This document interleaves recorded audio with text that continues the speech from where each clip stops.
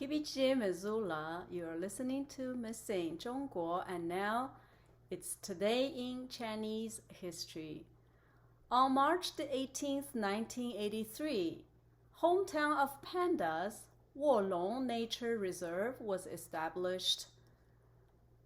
And Wolong Nature Reserve is located in the southwest of Wenchuan County, Aba Tibetan and Qiang Autonomous Prefecture, Sichuan Province, on the southeast slope of the Qionglai Mountains, 130 kilometers away from Chengdu, the capital of Sichuan Province, and has convenient transportation.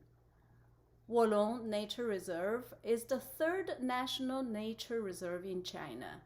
It is the nature reserve with the largest area, the most complex natural conditions, and the largest number of rare animals and plants in Sichuan Province.